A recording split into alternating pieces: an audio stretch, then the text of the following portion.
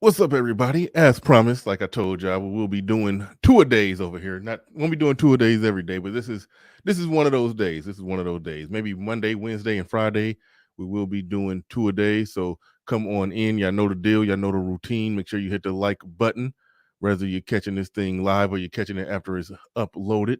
Whether you're catching it live, you're catching it after it's uploaded. Make sure you hit the like button. And with that said, we're gonna roll the intro. We're gonna roll the intro. Let's get ready to go. Let's get it.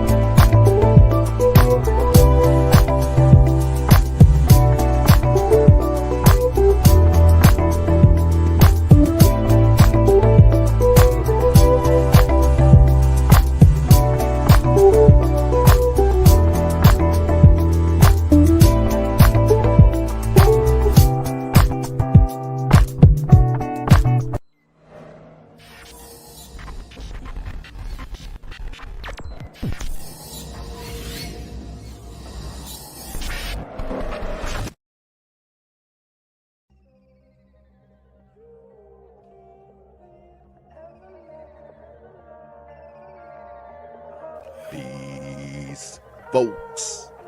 This is X from TPOT Media. Open your mind and wake your black ass up. You know what time it is.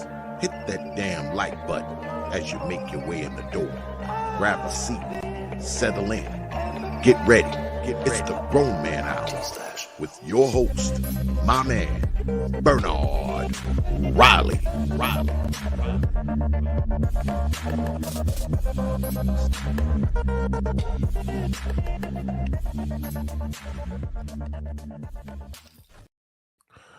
All right, what is going on? What is going on, everybody? Like I said, make sure you hit the like button whether you're catching it live or you're catching it uploaded. Make sure you hit the like button whether you're catching it live or catching it uploaded. Nobility. What did I say? Nobility at best said, underclassmen at best. Underclassmen at best. That's funny. That's funny. But no, we're about to get into this. We are joined today. And I gotta tweak it in the title. Got to put them in the title. But we're joined today by SUBZERO and someone who I briefly met in the back, Jamal Swint. Did I say your name right, brother? Did I say your name right? Jamal. I mean, It is Javon. I said yeah, Jamal. I Devon. said Javon. I'm sorry, Javon. I couldn't even see that at the bottom of the screen.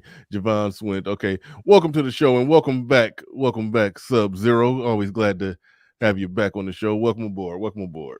Hey man, glad to be here. Glad to have my country ass back in the house. You know what I'm saying? Do what I got to do. Shout out to all the country boys out there. Right on, right on, right on. But no, we definitely been getting to them and doing this, been talking a lot about IT and tech. I put it in the title. Are you a part of the permanent underclass? They talk a big deal. Saw something they said, I don't know, 2050 the black community to be a permanent underclass. I say bullshit to that. It's not messed up my algorithm already, but I always say bull to that. There's plenty of things brothers can do to change the outcomes individually or as a group, as a little debate in the chat room about that. But it's steps to that. It's a matter of adjusting or dealing with modernity, and a lot of brothers do fall behind on that. And I think that's where you come in. I think you're doing the Lord's work with your class, getting brothers on track, on path to making that epic mythical six figures that Kevin Samuels used to talk so much about. You helping brothers actually get there in real life, in real time. So definitely good to have these shows. So I'll pass it over to you, I pass it over to you and Yeah, let you set things on up. Go ahead. yeah, man. First of all, thanks for having me, man. I appreciate you allowing me to come on the platform. It's always a pleasure to be here. Um, Today we will be talking about data science. Um, First of all, I'm SUBZERO 3639. I've started Lifting the Veil IT Academy on a whim on my YouTube channel before it got terminated. Uh, the other channel I had. And if you want to see me now, I'm on SUBZERO 3639 live, one word. But anyway, at any rate, I started my, school or academy on a whim. I was just trying to teach 5 or 6 brothers just to help them. I was like, man, I'm just gonna help some people. Hey, hit me up, And next thing you know, I started getting hit up for real. I didn't think people were listening, and next thing you know, I wound up teaching. Well, I taught. It took me the first class. I had to learn some things, how to teach it best. And so then I figured out what to do and I taught it. I told the guys, hey, come back. I'm going to redo the class. We redid it and I fixed all the tweaks. And the next thing you know, people started getting jobs. Like 4 or 5 people out of that first class got jobs, which was pretty good because there was only about 8 to 10 of them. Wasn't that many people. And then we got to, I started doing it again. And every time I would say, oh, this is going to be my last class. I'm not doing this anymore. And one day my lady was like, why would you do that? She's like, people obviously need it. There's a need out here in the African American community for this, specifically young Black men.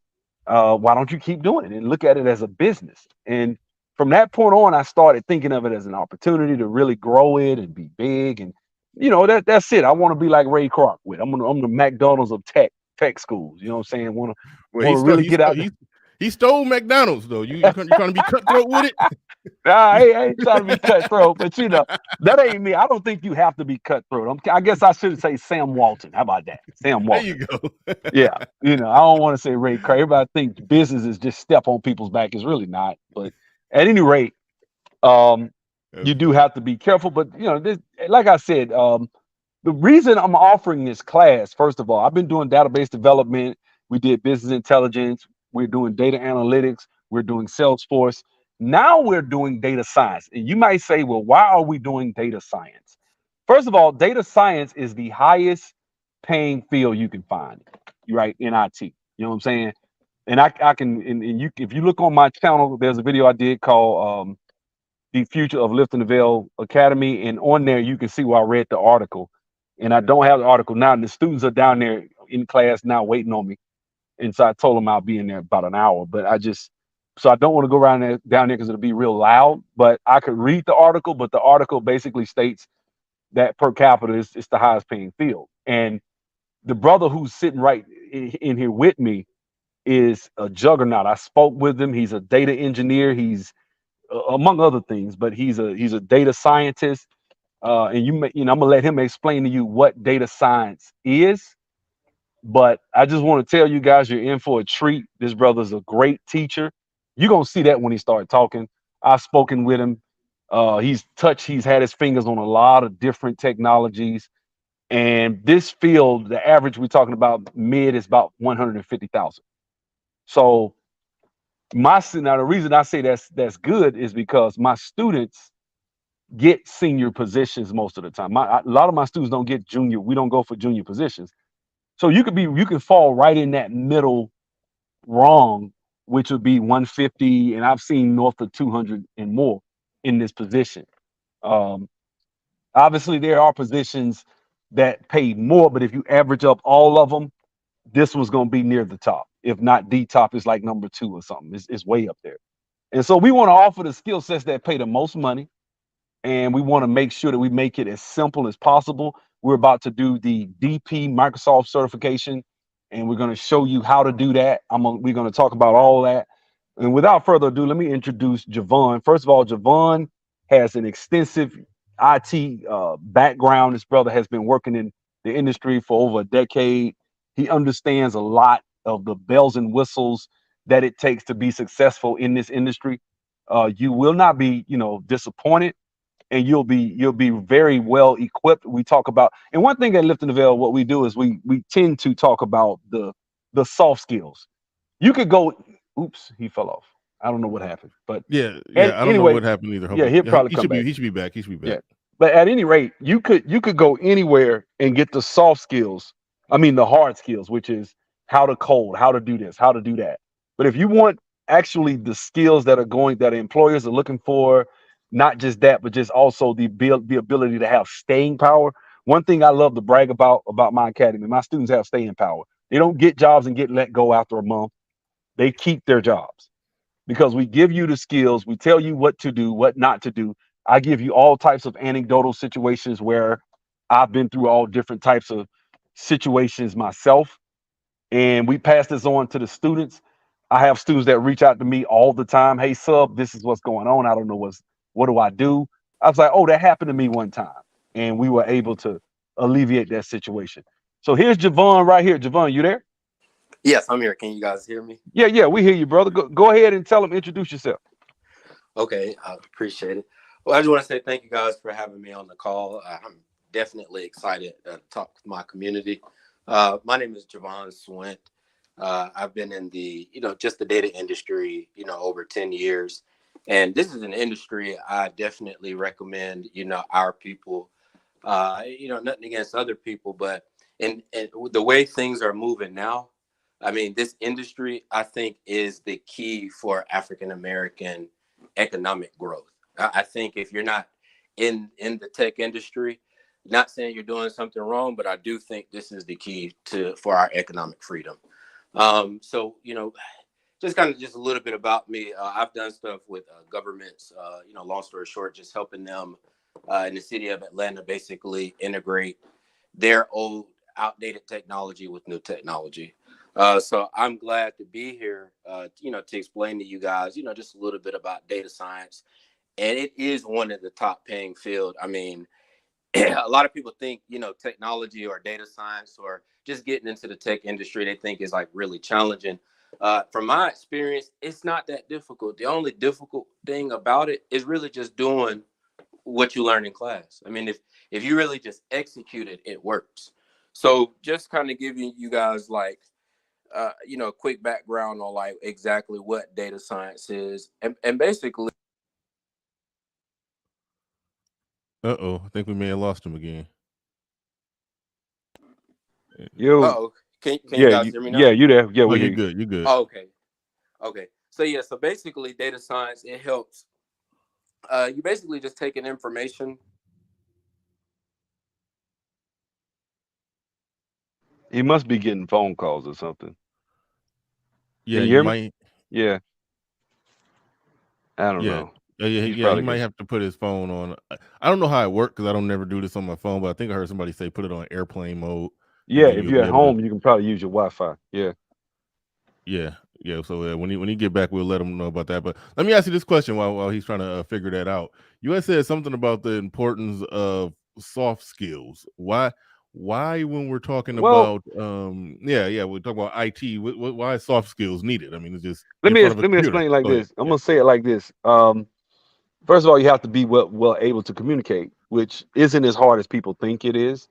People, oh my God, that's learning how to communicate. No, it's not. You just have to know what you're talking about, and how to get to the questions, ask the questions that are going to pull out the information that you need. So you want to really make it a habit, and we talk about this all through our class. You want to ask the questions that pull out the information so that you'll know what you're talking about. And I mean, when I say know what you're talking about, as far as when you are trying to say, for example, create a report and they want you to pull certain columns, that you have to know, which of course that varies within each organization, but that's just one example. Email etiquette is one thing.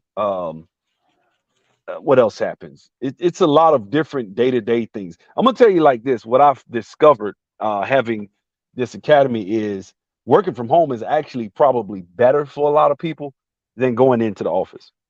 Going into the Mm. office, there's more, communication is nonverbal, so you can a lot of communication is nonverbal. So what happens is when you go in these office settings, a lot of times you have more that you have to be able to understand and do, which my students were doing just fine before the pandemic. But even after now, I'm starting to notice a lot of students are, they love that lifestyle. Number one, it provides a good lifestyle. Are you there, Javon?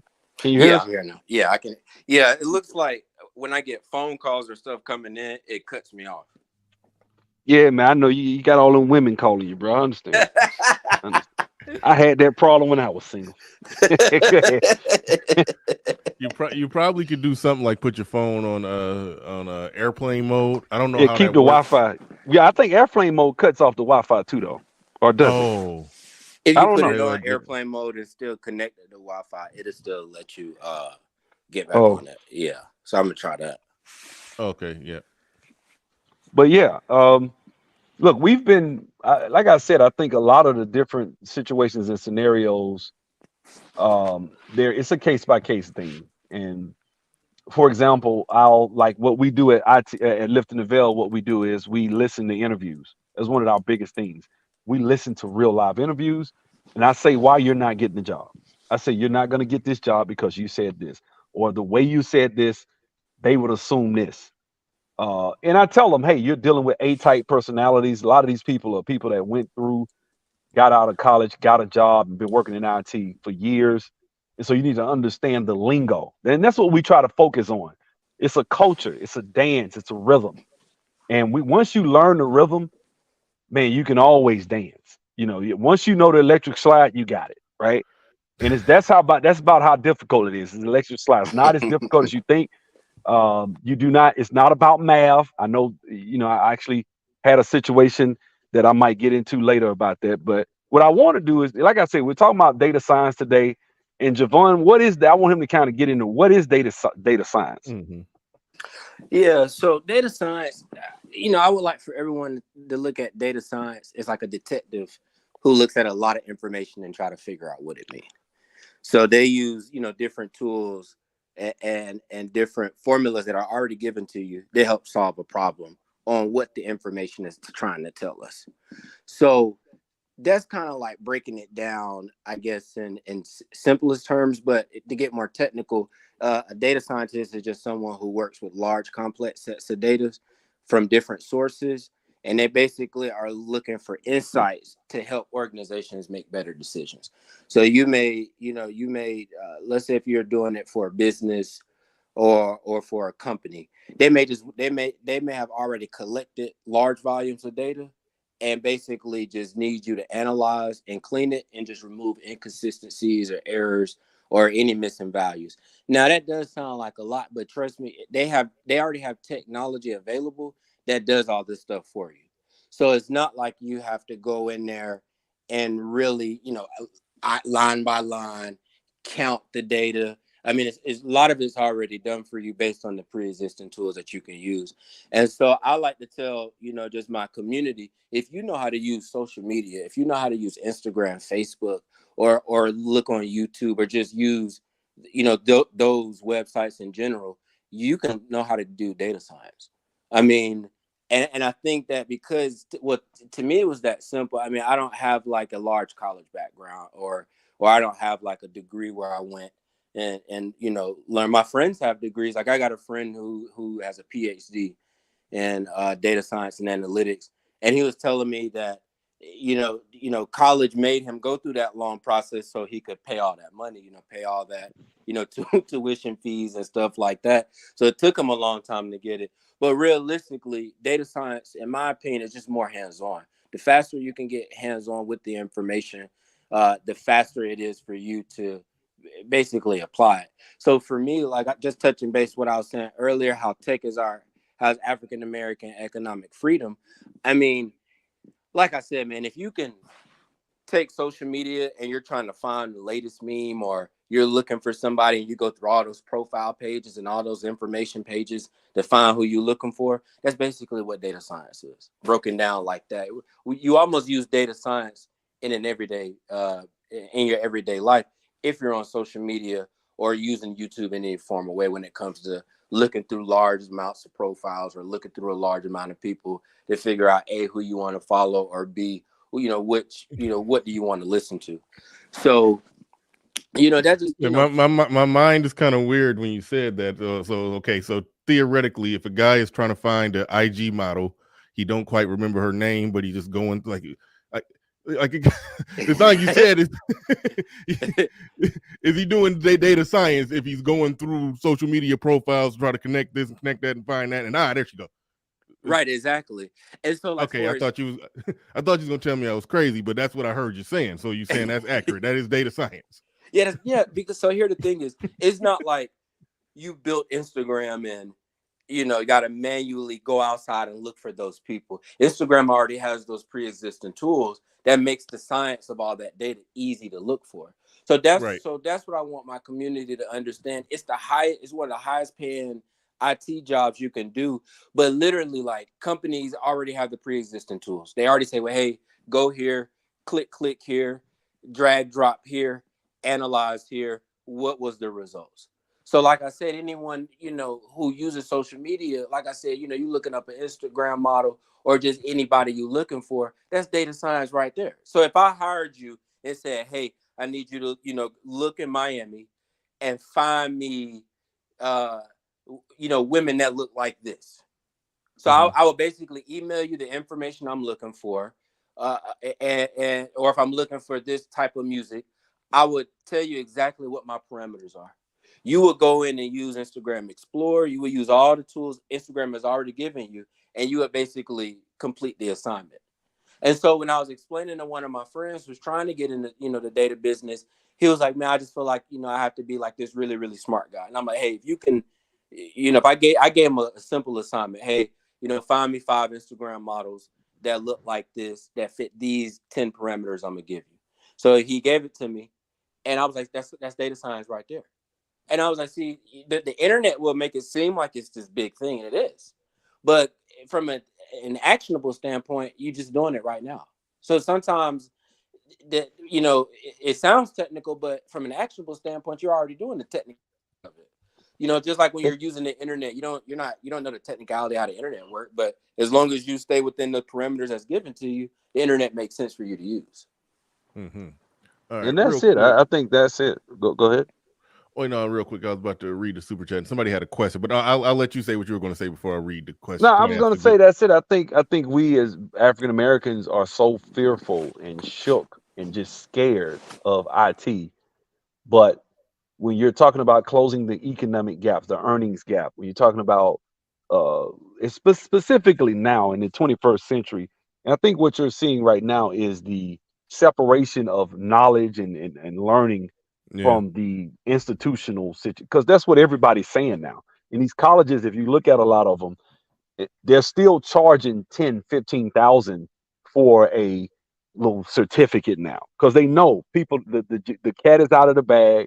Everyone knows going to college, getting a degree is not where it's at. You can get a degree like I did, and I had no experience, and because I didn't have any experience, I couldn't get a job.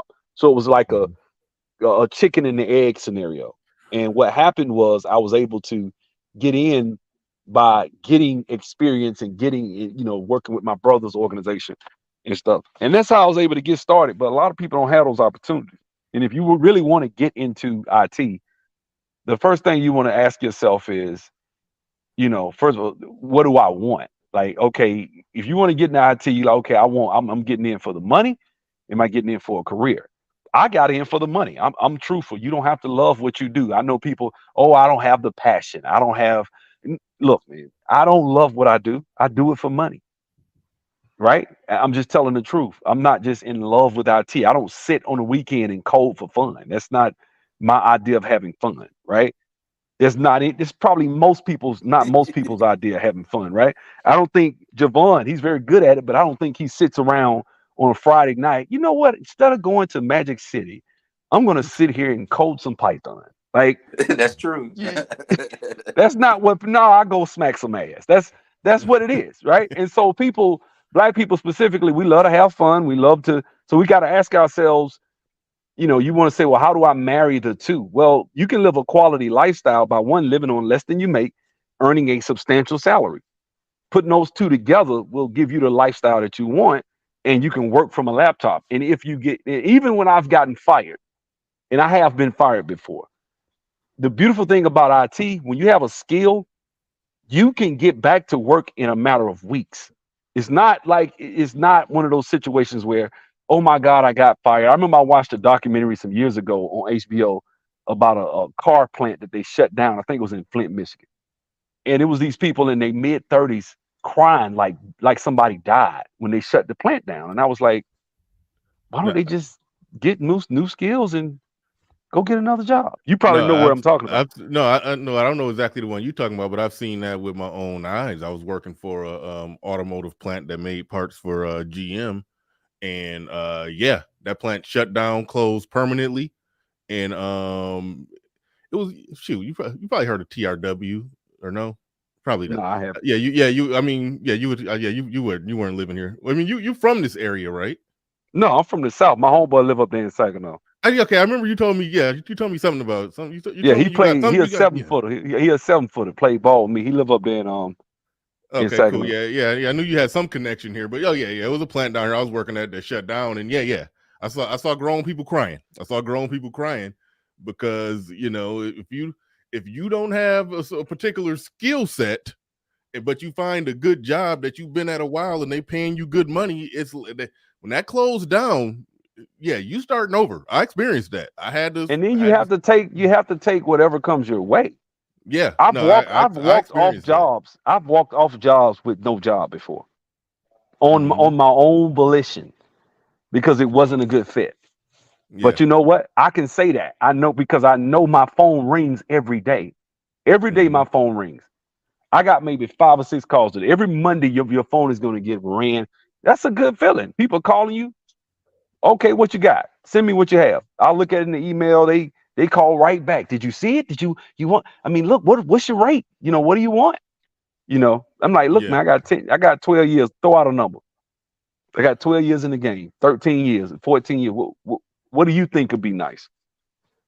And Yeah. then when they ask me, I throw out a number higher than what I really want, just to see what they gonna say, right? And then I don't know if I can match that, but I can do this. It's like, okay, I can't match 100, but I can do 75 an hour. And that's what happens. That's how you get jobs. Next thing you know, you're making $3,000 a week. Mm. And that was more than what I made in a month and a half, 2 months when I was a produce manager.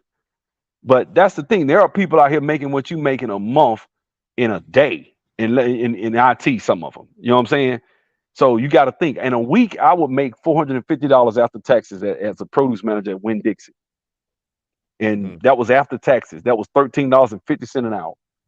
And after they took out taxes, I was only bringing home about, $450 a week. They did pay every week. And when I first got my first job, it was $1,450 a week. And I was like, man, this is 10 weeks of I remember looking at it like, man, when they put it in my account, I was like, man, this is 10 weeks what I earned as a produce manager in a week. And all I did was sit there. They didn't even have my computer ready yet. I'm just sitting there surfing the internet with some little loaner laptop till my laptop is this always like that. Javon know what I'm talking about. Oh You yeah, walk in that's there, true. Yeah. it'd be 2 or 3 weeks before you get a laptop, and then but you'll work a month. You'd be made $6,000-7,000 before they know what. That's on a small job. Yeah. That's in that they Yeah. really paying you be made 12 or 13,000 in a month, and they didn't even you ain't touched the key yet to fix one ticket. Mm. Car designer Chris in the building just dropped a $10 super chat on it. He says, email etiquette is a big one. After being hired, I learned that one hard way you can almost hear an angry email when you read them. He said, no caps, please, LOL. Thank you for the $10 super chat. Do appreciate that. Somebody asked a really good question, and we're going to read that one. He's asked, how is data? Let me make that bigger so I can see it. He says, how is a data scientist different from a data analyst? We're going to before we answer that question, we're going to come back to that one. But real quick, Christian dropped a $5 super chat on it. He says, I got in a game as a data scrubber for Hadoop. I hope I said that right. Data warehouse, being an analyst on teams, data engineers, data scientists, and data architects. Shout out to you. Thank you for the super chat. Appreciate that. Going back, where's that question? But where we at right there? Where we at? Yeah. There's a question on the table by Malcolm JC. Says, how is a data scientist different from a data analyst? Yeah, okay. So the difference between a data science, that's a good question actually. The difference between a data scientist and an analyst, so they're both related in working with data. The only difference is they have different skill sets. So like a data analyst, does the processing of collecting, cleaning, and analyzing data to find patterns, insights, trends.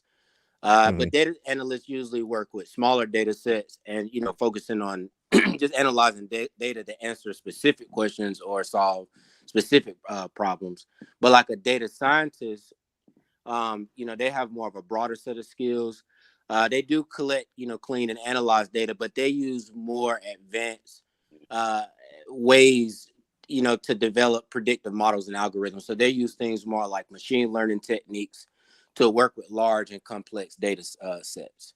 So, in summary, basically, a data analyst focusing on basically just understanding and interpreting data to answer specific questions, but data scientists use more advanced techniques basically to just automate decision makings for different companies or organizations. So one's a little, they're the same, but as you can kind of see, there's different parts of what each of them do.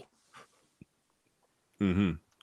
Why does it seem like there's a huge math scare when it comes to IT? But one of the first things that it seemed like everybody I talked to, the guy we had the last time I had sub on, I forgot the guy's name. Real smart brother. Forgot what's the guy we had on last time? Sean. Yeah, Sean. Yeah. The first thing they say, don't worry about the math. It's not. You don't have to do a lot of math. Where does that Yeah, come from? That is I'm this big almost. math, I this think. big math fear in I IT. think. Okay, so back in the day, and Javon, you can correct me if I'm wrong. Back in the Mm-hmm. day, computers used to be as big as a Walgreens. I mean, it was that big, Yeah, they right? were With huge. vacuum tubes, and then they had the transistors, and they moved into mini computers, which were about the size of a table. They would cover a table, and then you got into the microcomputer, which was in the 80s, and that's when you got microchips and things like that. And that's when everybody started coming in with different things. But when they were real big, they were using languages like Fortran and certain things like that. And a lot of that had to do with science and math and astronomy. And they needed something the computers could do it fast, and they would use these push cards with holes in them, and they'll push it in, and it'd take you 5 minutes for a thing to compute to give you a real simple answer or something. Mm-hmm. Well, that involved a lot of math because the computer couldn't do a lot of that, and you had to have the intelligence to be able to say, okay, mathematically it needs to be this, even so I need to enter this push card and this push card based on the equation, and so that's the way it used to be. Mm-hmm. Well, what's going on right now is these schools and universities built a system around that in the late 80s and 90s, and a lot of them haven't changed. So what's going on now is you got kids graduating high school, and if they just took algebra, they should be able to get into IT. But what happens is you don't have the math qualifications to even get in the room with these people. And so you have to be this math whiz to just be able to get into these majors and universities. And then when you get in there, you take the math. I never forget, I took all these maths and stuff, and I took them through high school. Got to college, and I was computer science, and I took discrete mathematics, and it was very easy. I was like, man, anybody could do this. Mm-hmm. That's all. And this has to do with coding, understanding binary, and I mean not binary, Boolean, right? And understanding what that really means, and or in certain scenarios, and that's all it was real simple, childlike. I got an A, I got 100 out that class. I didn't miss one question on anything he gave me. The thing was though, I didn't have to study. It was very easy. And so what I'm saying is something that somebody could have did in elementary school. Now computers have gotten so advanced, data science, machine learning, artificial intelligence, which is part of this course as well. We're going to teach you all that. All of that, the computers are a lot more intelligent. You just need to enter what you want, and it'll do the work for you. Yep. Then you just take it, extract it, and see what it means. It's like if I tell you, hey, we need to get the total of XYZ sales last week. Okay, you go in the computer, you hit enter, it prints out a report. Okay, last week we sold out. That's it, and that's all it is to it. And they've made it, but see, the computers have these computer science and computer engineering and all that is so math heavy. Now I can see math when it comes to mechanical engineering, or because that has to do with physics, but it shouldn't stop you with computers as much as it does. And so with black people, if you're familiar with our educational background, I talk about this all the time on my channel. I love to dig into data, right? I got a series called How to Be the Best Coon You Can Be, right? Wow. I do. And in that series, I go into little inconvenient facts about math and data and things as far as crime and academic performance of African Americans. And we see where the rubber meets the road. For example, we spend 30 minutes a night on homework. Well, people that tend to do that aren't going to compete with people that do 2 hours like Asians do. So an Yeah. Asian spends 2 hours, you spend 30 minutes. They're going to go to college and they're going to be able to get into Stanford. They're going to be able to get into these spaces that you can't get into. They're going to make income that you can't make. They're going to be able to buy things and live a lifestyle that you can't afford because you spent 30 minutes a night on homework. No, you can't be good at math in 30 minutes. Mm-hmm. Sometimes, depending on what you're doing in math, it might take you 5 minutes just to do one question, right? So these are the problems that African Americans tend to face, and so that's where we come in. But what do you think? How did I do, Javon? Yeah, But you real quick, did real good. before I pass it to him, most of my audience is horrible people. He asked this question. He said they downplay the math part to get the 304s into coding. Is any accuracy in that? so okay, so the only thing is they make it seem like you have to do all this math because you had to back in the day. But like how back in the day, if you wanted to find someone, you had to go outside, you had to take a picture of them so you could remember what they look like, save it in your journal. Now you can just get on your phone and go look at anybody. So back in the day, yeah, you had to, use calculus and all that. But you got a Mac computer at home or a computer now, it automatically does it for you. So that's what's great about Windows and Apple. All those new apps and tools you hear them come out with basically does all that equation stuff for you, so you can just be more productive with your job. So it's not like you really need to learn all that because times have advanced so much. I mean, again, you can just use the stuff Microsoft provides or what Apple provides. That's available to every computer, and it just does it for you. And all you need to know how to do is just implement the information and verify and make sure that it's accurate. And that's just, plugging and placing. So you don't have to use that math anymore. If they didn't have those tools, yeah, you would still have to use those calculations. But me, I do it every day. I don't use not one math formula, one math calculation, nothing, just because I just use what Microsoft or what Apple provides. I just use the tools they give me. And then when I'm looking at the data visualization set, it just need to say the number 5. And as long as they come out and say the number 5 and all my data it maps out correctly, I don't need to know the sine and cotangent formula, 3 MC squared times the square root of. You'll be doing that all day if you're just trying to get a simple data answer. So times have changed just so companies could be more productive. Because back in the day, you had 1,000 employees trying to do all that manual calculation. That took companies all day. So these data engineers and mathematicians just built the programs that automatically do it for you, so you can spend more time getting the answers you're looking for versus spending time calculating 3, 4, 5 seconds every time of the day. And you saw this in the movie Hidden Figures. Yep. Where they were literally with pen and pad figuring stuff out. Yeah. And that was in the 60s. And so that just goes to show you why today you would need math.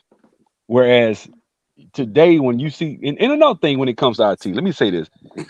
Everywhere you go, if there's a building, there's somebody sitting in front of some data somewhere making a lot of money. I don't care if you in Selma, Alabama, you can be in Dothan, Alabama, Chickasaw, Mississippi. If there's a company with an office park, somebody in there is dealing with some data. There's a server somewhere. Somebody, it might be on the cloud. It might be paying for AWS, whatever. But whatever they're using, somebody has to maintain and manage that and know how to dig into that data. If anybody's selling anything, Waffle House, you would think, okay, Waffle House don't need nobody to work in there. Yeah. Well, there are jobs at Waffle House. There are jobs at Hooters. I got a call from Hooters up in Atlanta. They wanted me to go there. And they were like, yeah, and part of the benefits would be they'll give you a $25 stipend for food 7 days a week. Like just Arby's, the restaurant, the roast beef restaurant. Arby's. I got a call from them. They have data jobs. Macy's, the store, they have jobs. Career Wait, hold on. builder. Like that's kind of interesting. Like, what does a data job for well, let's just use Hooters just because. What does a data job for Hooters look like? Like, what are you actually I doing? didn't take the job, but from what I remember, it was just business intelligence. I guess they need to be think about if you're selling something, right? Let me give you a Hmm. good example. If I'm selling, and I mean, you always like to use Best Buy, right? You have a Okay. location. You have a location ID. You have Hmm. a employee ID. You have a manager ID. You have a product ID, right? And as you look at the transactions that are happening in what's called a fact table, you can basically map out which employee sold what at which time, how many did they sell last month, which employee, okay, these are the products that are mostly selling. So we probably on our inventory need to slow down when we order. So now we're getting intelligent with how much we can order because now we know that we're only gathering this much, we're only selling this much. So why would I? Well, that's like if you're selling, you have a produce, like when I used to work in the produce management, you order a bunch of bananas. We used to have to burp them because they have this gas and you have to burp them and let them breathe or they'll rot real fast. Well, Hmm. the thing is, we'll take them out, put them out. But if we order too many, but there was a computer system they had that would tell us. It would just already, it would print the order out. This is what you need based on what has been sold up front. All of that was tracked.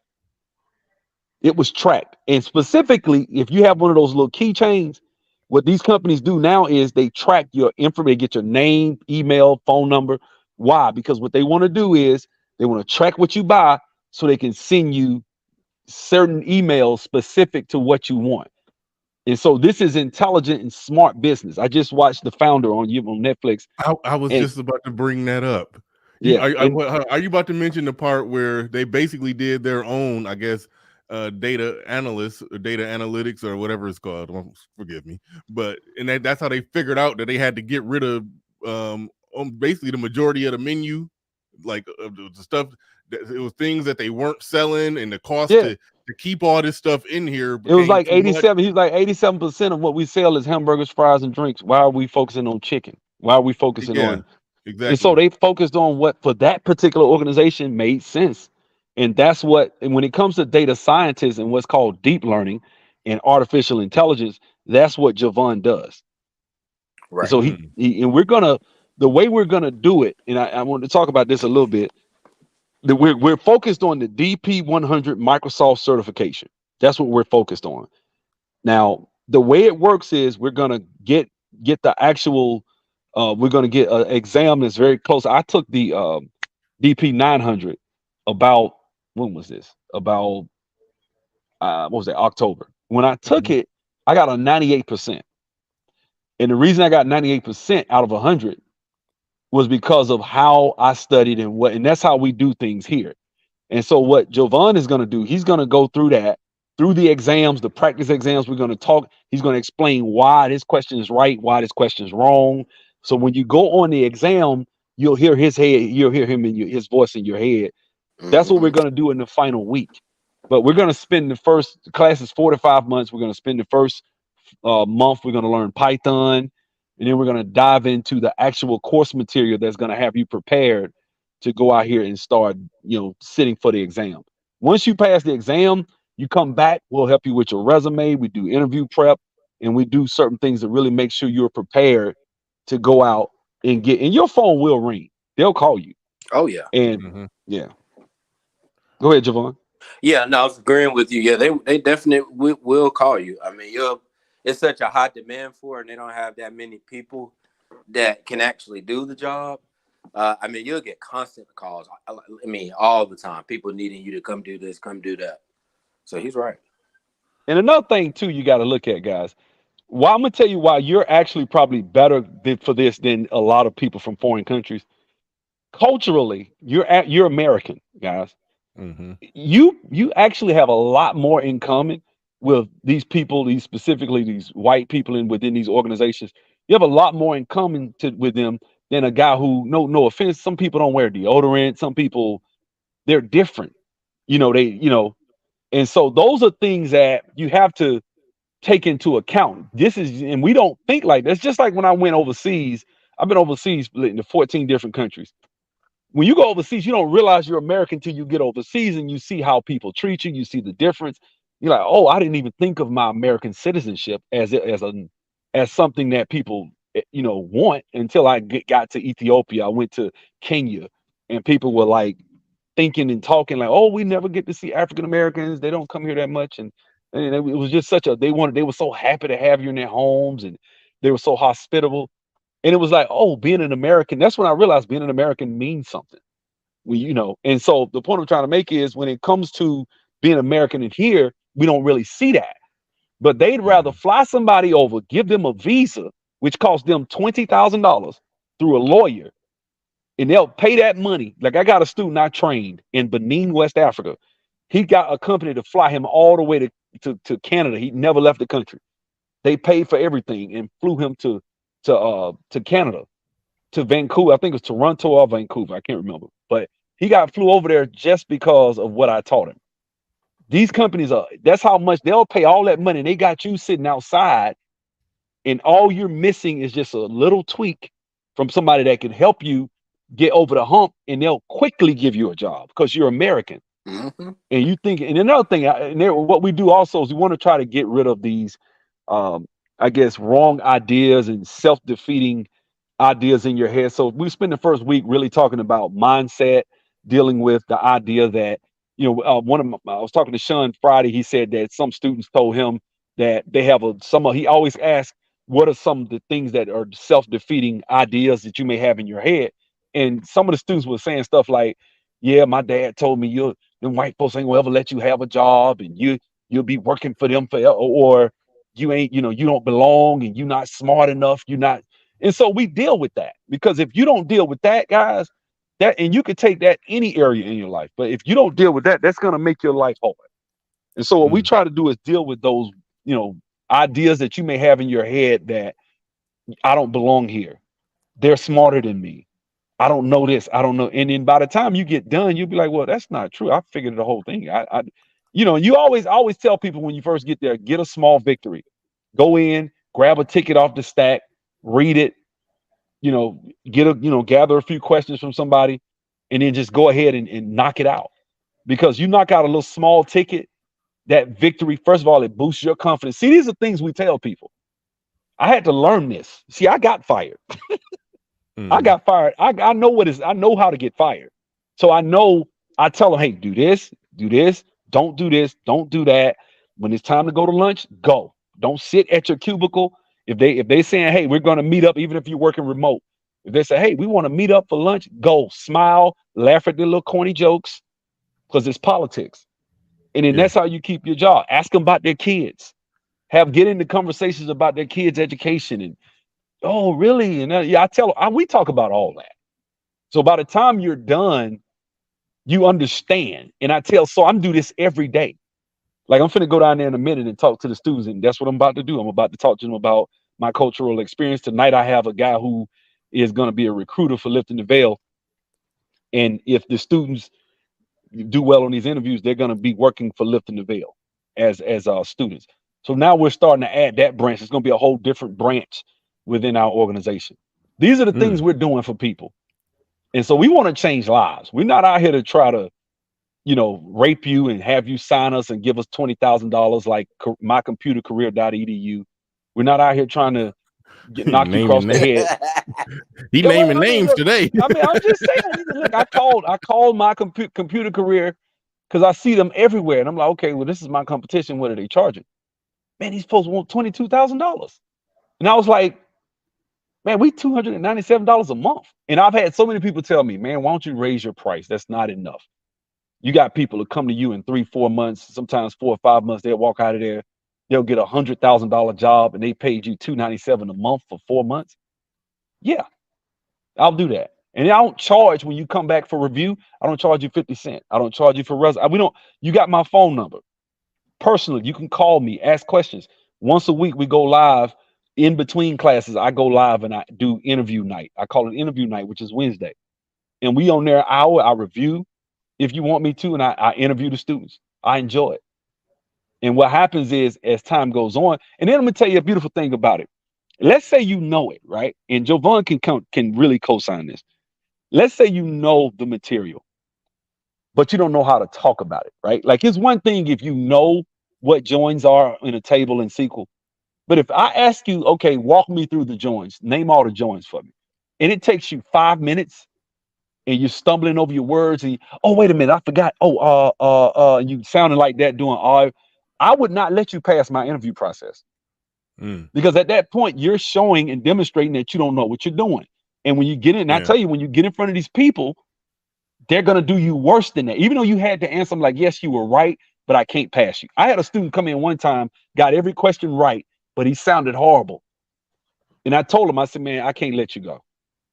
And he was upset. But I said, look, man, I'm doing you a favor. I said, don't be upset. Just understand that when you come in here and you answer these questions, you need to sound competent. And if I don't see you sounding competent, then guess what? When you get on these interviews, guess what happens when you walk out the room? He's too junior. He doesn't know. I mean, he knows, but he's too junior. Then what? All because you didn't prepare. So that's why I want you to record the interview. Because if you record that phone interview, guess what happens? You can come back and I tell you, you stumbled over it. Yes, you got it right, but you sound like you don't know what you're talking about. You can't say it like that. And guess what? You do that 2 or 3 times. By the third time, you ace in the interview. And that's what we're trying to do. And I'm trying to make this company better. I'm trying to bring in people to help as much as I can. Jovan is a superstar. He's a rock star. You guys will see. Well, when is the next class? When is the next class? We start Monday. Data science starts Monday. And like I said, data science is the highest paying field. So, we got some more stuff coming. I'm not going to say it because I want to get into that. Nope. I'm going to wait. Right. We just talk about data science because that's what is up right now. And I think, guys, this is the course that really will, I ain't going to say challenge you, but you need to apply yourself. I think if you don't apply yourself, you will suffer the consequences and you won't get a job. I tell people, look, man, give me 4 or 5 months of dedication, you'll get a job. It might take you months. We can't make guarantees, obviously, but it might take you months to get a job, or you might get your first job. Just keep going. If you don't give up, I've built people. When I say build, I mean we've built them as far as confidence, how they sound in interviews, the way they speak. I tell them the way you said that. I do the things that most companies won't tell you. Most companies will just take your money, send you on your merry way. Okay, you got a certification. Yes, here's your certificate. Then you get in the interview and you stumbling because you don't sound right and you don't know why you didn't get the job. And then you say, oh, it's harder than you think. No, I can tell you where you messed up. No, good stuff. Good stuff. So with data analysts, it's you said it's the highest paying, but it still takes you, like you said, about how long does it take to complete the class? The class is, we're going to say, about 4 months. Now, obviously, from time to time, sometimes when we're doing a class, students want to go back over things over and over and over. If they're not take longer. Well, no, this is what I'm gonna say. 4 to 5. Whenever you ask me on anytime I come out, I say 4 to 5. We're gonna have to cut it off at 5. We don't want to go longer than 5 months. And the reason being, I don't believe in that. I don't believe in you coming and staying there for 2 years taking the same class. It shouldn't take that long, right? And I actually, it's funny you said that, because I actually had a instructor who I was interviewing, and the brother was talking about he needs 9 months to a year. And I was like, why, brother? I've seen courses being taught, and we went back and forth. He was pretty young. He wasn't that experienced. But the reason I know that it doesn't take that long, because I've done it. And like I said, we're north of $6 million in annual salaries for our students. So I know what we're talking about. I know what we're doing. I know what we're talking about. And I know that this will work. Shout out to Wes M. What's up, brother? Yeah, shout out to West Ham. I like what he's saying right there. He says, "Sub, thank you for your hard work trying to better our people." He says, "I'm trying to get my cousin and sister to take your classes." That's what's up. That's what's up. Get as many on that as possible. Sub was trying to pass it to Javon on something. I cut him off. But Javon, you got anything you wanted to add to what Sub is saying? Yeah, definitely would encourage your cousins to come and take a look at the class because they'll understand that these skills, I mean, I'll take you through the roof. I mean, like most people who probably have jobs now, you know, right now it's hard as hell to get that $20 an hour. I mean, it's probably Right. hard as it. So with a tech job, that's the only thing that's going to give you six figures realistically. I mean, there's no other thing I know that'll get you six figures consistently. And we're talking about, you know, you could be a W-2 six figures or a W-9 or a 1099 six figures, and it's all tech related. And even if you get fired, you probably be out of job maybe 3-4 weeks before you get your new job. And from just having that type of field, I mean, you can go any. I mean, you like like he was saying, if they're willing to pay somebody's visa to fly them over here, that's how bad they need the talent. If they're going to go to a different country, India or Asia, pay for somebody's visa and to bring them all the way out here, it's cheaper just to hire you. They ain't got to go through the H-1B visa. They don't got to go through all that money they got to spend for the program. So I think Them women, man, his brother's a player, man. You getting phone calls again. It's them women, man, them girls, man. Because he's making all that money. He's making all that money. How true is that? When I keep hearing y'all talking about the foreigners, is that like an actual thing to the point to where Bro, black let me people? explain something. Let me tell Okay, you go something, ahead. bro. Go ahead. I went to the tech department. I worked at Delta, right? I went in there and it's like I don't know, maybe 50 yards of just office desk. Like it's a big building, right? I mean, you literally have to walk a while to get to the other side of the building. As I walk through there, it's nothing but Indians, Asians, and people from Africa or Jamaica. It's you may see a few of course, you're gonna see whites, obviously, but that's it, man. I mean, everywhere I have been in IT, I've worked with Indians. I mean, one place I'll tell you that I literally got lost in the building was Home Depot headquarters. I worked there, and man, I'm talking about they have a cafeteria, they have a school for the kids, they have gymnasium, they have everything. And when you go through the building and you look, it's just and it's like 12 floors. Every floor has different departments, and it's full of Asians, foreigners. They have come over here. Listen, they have come over here. And that I'm gonna tell you a good thing. I'm gonna tell you this how I know I'm telling the truth. Go look at income by race and ethnicity. Look that up. If you look that up, I'm gonna tell you who you're gonna see. Number one, Indian Americans. You're gonna see Asian. You're gonna see Taiwanese, Philippine. The top five to top five. They're gonna be at least 3 or 4 Asian groups, ethnicities that are gonna be in this country or nationalities that are in America that are earning over 100. Indians have shot up. They were at oh 98. yeah. Now they up to like 120. Last time I looked, and that's just individual. That's averaging all Indians in their household income. I was working with an Indian female on a project one time, and they didn't issue payroll on Friday like they should have.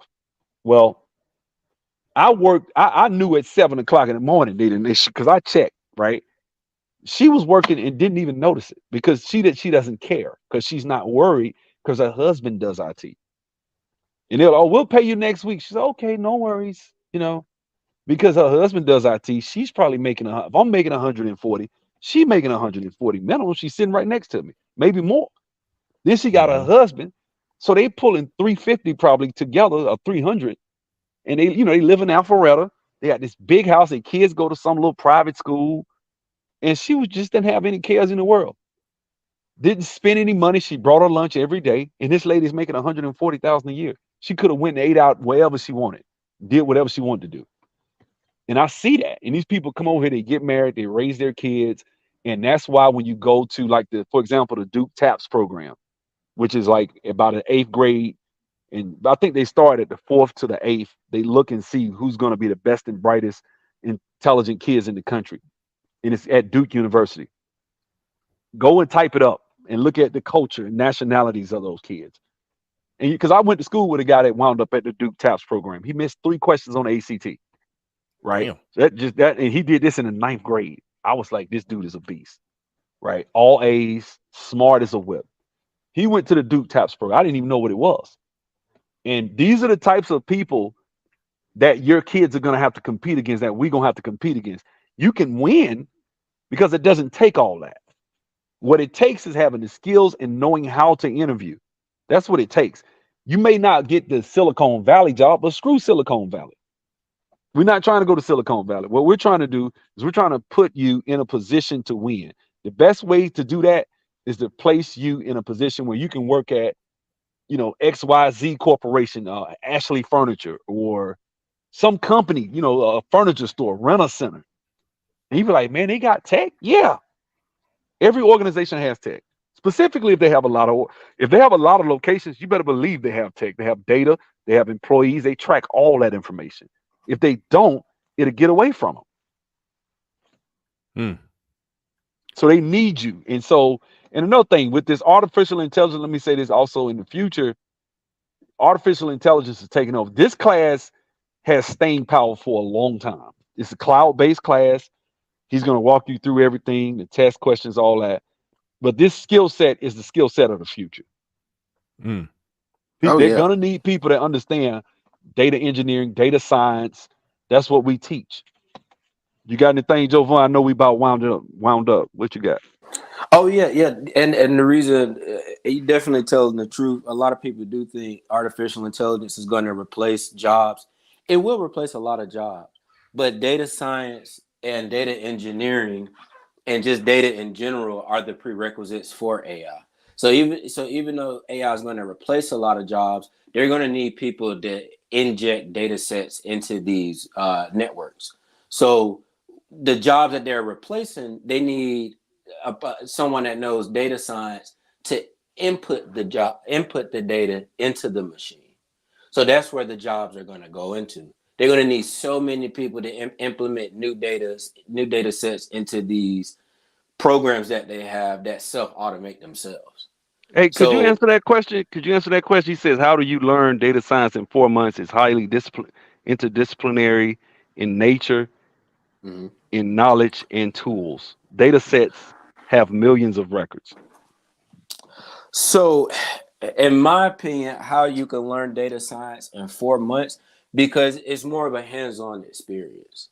And the faster you can get hands-on, the faster you'll be able to implement the situation. So being that you don't have to use the mathematics anymore because they have the pre-existing programs that do it for you, that's what shorts the learning curve.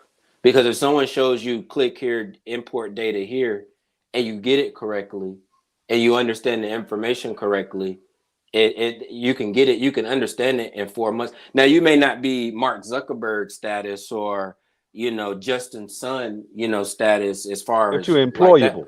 but you're employable like right then and there. And let me say this too when it comes to that. We were talking about this yesterday, Jovan. Like when you go to these companies, like for example, a bunch of universities now are starting to offer certificates. They're doing the same thing I'm doing. There are people that I've worked with. I work with a guy who's probably making he was about 2 positions over me, and I was making 130. So I don't know what he was making, but he was pretty good. This guy was a culinary arts major, and then he got some certifications. So you got people all over this space screaming certifications. Microsoft has, and this is why, and I'm glad he asked that question, because Microsoft, we're going to be focused on the DP100 certification. There are certain bullet points, there are certain modules that will be covered. Those modules, once you are competent, doesn't take a year to learn how to be competent in those modules. Once you understand that, once you're hands-on, once you can go and test, because in the test, in the certification test, is going to be more scenarios. It's not going to be just basic memorization. It's going to be, okay, this is what you have. You have this. How do you do this?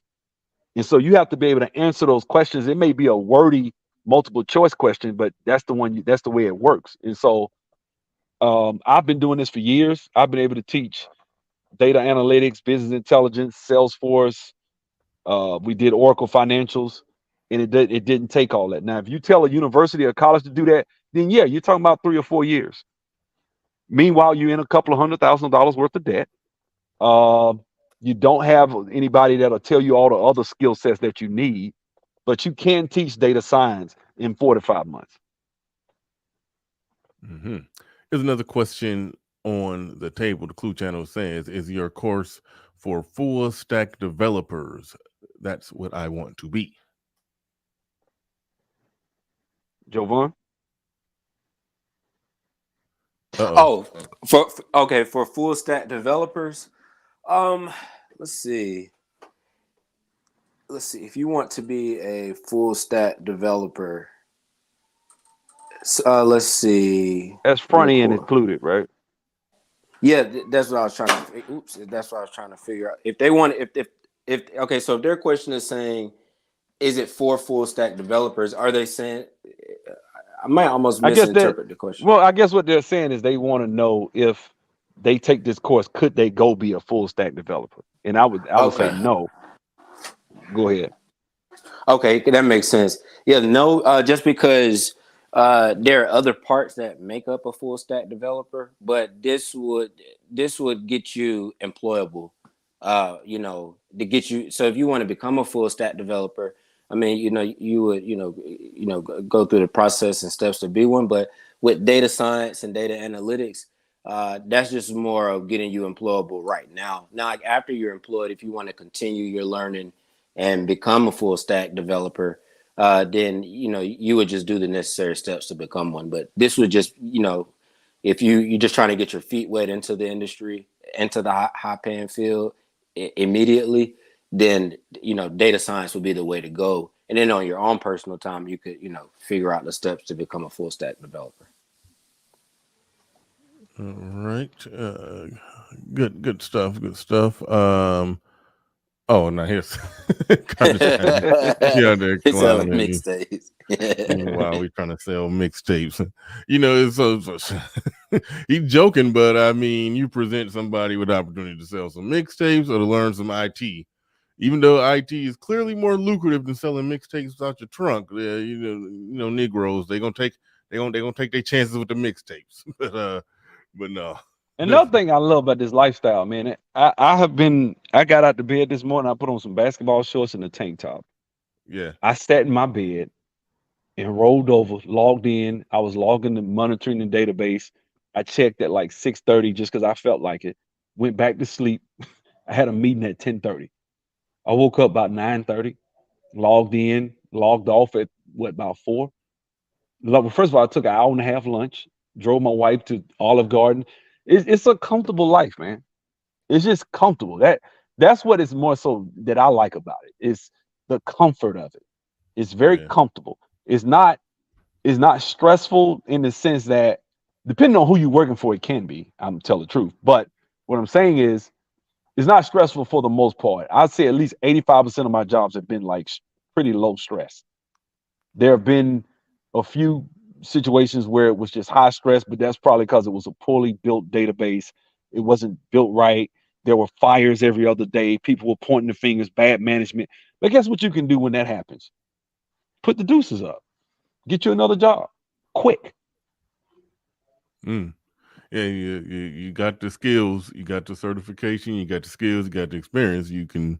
It's easy to just go somewhere. It's not the end of the world, leaving a job, quitting a job, or so yeah, no, that's definitely good stuff. Look like Javon left us. He left. Yeah, man. I'm gonna go downstairs. I need to go downstairs to the students, man. But if you got anything, anybody need anything, this is my number at the bottom of the screen: 678-627-2796. Give me a call. I'll talk to you personally, and we can put our heads together. If you have any questions, anything like that, text me. I answer the phone. I don't. If I don't answer, I'm calling you right back. I don't like the text. If I can talk, I talk. I prefer to answer questions directly. It's just easier. And if you want to schedule a set consultation time, we can do that. And I'll call you back, and we'll just go at that time. Sometimes the consultations are 3 in the afternoon, and I might get pulled in a meeting like I did today till about 4:15. But once I got free, I called. So at any rate, schedule a consult and let's talk. All right.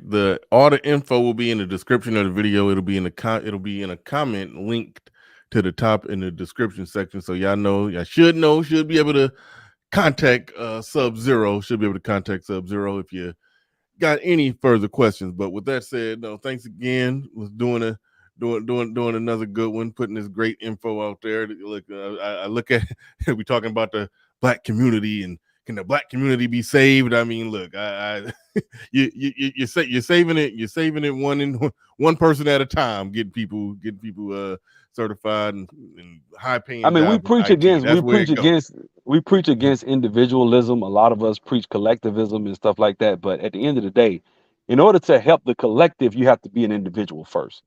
You have to Yeah, be agreed. successful. In order to be successful in life, it takes discipline. You have to be an individual. You can't follow the crowd. You need to do things. You need to step out where you may step out of your comfort zone. All these are individual traits. The crowd doesn't want to step out their comfort zone. The crowd wants to take the easy route, right? And if you're going to be that guy that's the Robert Smith of the world, those guys that are successful as titans of industry, the maverick investors or intellectuals, then you need to be an individual, and then you help a collective. That's how it is with a man and his family. No doubt, no doubt. Well, all right, we're gonna pack it on up. We're gonna get out of here All again. right, Y'all man. can find the info. Y'all can find the info in the description if you're interested. It was in the chat room right now. But with that said, ladies and gentlemen, we are out of here. Peace. We gone. All right.